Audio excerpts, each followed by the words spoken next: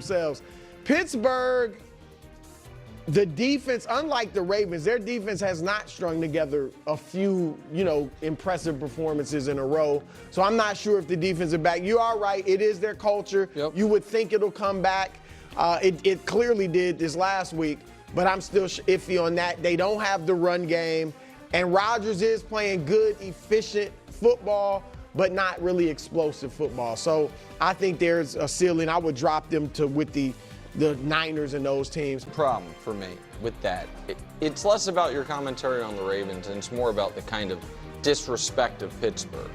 Because it's not the standings, but Pittsburgh has some really good wins this year. Baltimore has beaten the Browns, who are on the brink of elimination, the Dolphins, who have been eliminated, and the Bears, who are not on this part of the, this high up on the tier. Impressive, though, without Lamar. Absolutely. The Steelers beat the Patriots. I know Wilds doesn't like how they beat the Patriots, but they beat the Patriots. And then they forced them to cough the ball. And then beat the Colts in a similar fashion. That we also now, with the Steelers at 5-3, and we might get into this some and must win, it doesn't feel like Tomlin's streak of winning seasons is going to end or not finishing below 500. And that might force Baltimore to get to 10 wins, which at 3-5 could be a tough road to hoe, so to speak. 7-2, that's very doable, though. It sounds doable. I think it could be real tough. And so I think the Steelers this last week earned their place. Go ahead. Nick Wright defending the Pittsburgh Steelers. Never thought I'd see the day. Never thought I'd see the day. I'm curious how Steelers fans feel right now. Do you think that their defense has turned a corner? That's what I would love to know. Because Mike Tomlin did go in and say, we're simplifying things. Like we are actually looking to do things differently to put these guys in a position to succeed. And I talked about that on Monday, I believe it was. And, we talked about how it's the job of a coach to put players in a position to succeed. Like that's the foundation of what a coach does. It sounds silly to say sometimes out loud, but it's just, you need the reminder of it. And it's just interesting to me because if there was something that the Steelers kind of figured out and realized, hey, you know what, we're making this harder for ourselves. We kind of have to fix things and get things right. If you actually can have a shift there. I mean, this Steelers team, listen, I'm not saying you're going to force 5-6 turnovers a game. That's a lot of, that's a lot of turnovers.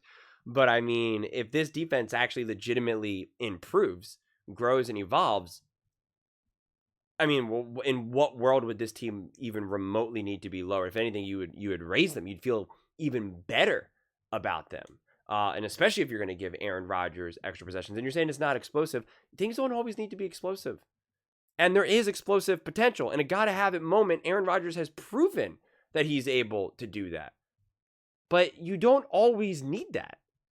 Not to mention, if they can start to rely on this defense more and understand, hey, this is what we're now getting from our defense, that means a lot. Also, giving up a lot of points to Joe Flacco and the Cincinnati Bengals has aged pretty well, actually. I mean, that offense is putting up a lot of points. So, that's actually aged pretty well. The Seattle Seahawks are a really great team. So any of these other games that they kind of went up to where they kind of gave up some points, you're kind of like, yeah, it makes sense, especially considering when you face them.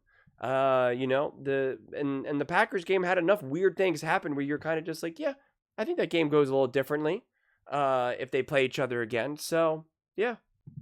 I mean, this is a tough game because what they have coming up on Sunday night.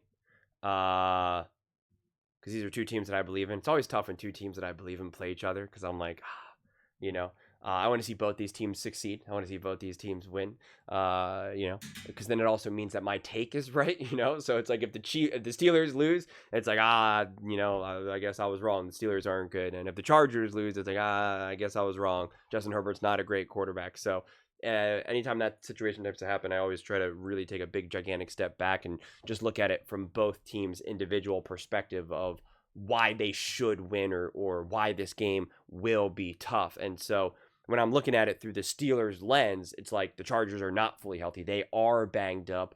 And one of my go-to foundational philosophies is that if you're a great team, if you're a well-run team, when you're going up against another team that's clearly not 100% healthy, they're not firing at all cylinders, they're not right yet for whatever reason, whether it be because they're missing their number one wide receiver, their O-line is really bad, whatever it may be, their defense is missing 3-4 starters. Like, it should be enough to make the difference for you to come away with the win. It should be enough to give you that edge. Doesn't mean that you're always guaranteed to win, of course, but it's just like that should be enough. Now, to be fair, the Chargers made some moves. They've shown to be incredibly resilient. I don't know how Steelers fans feel about Justin Herbert, but I think Justin Herbert is elite, and he's done an amazing job dealing with all the O-line issues. But if the Steelers defense has elevated, it should be just a little bit too much for someone like Justin Herbert to overcome, unless some of the moves that they make for their offensive line really works.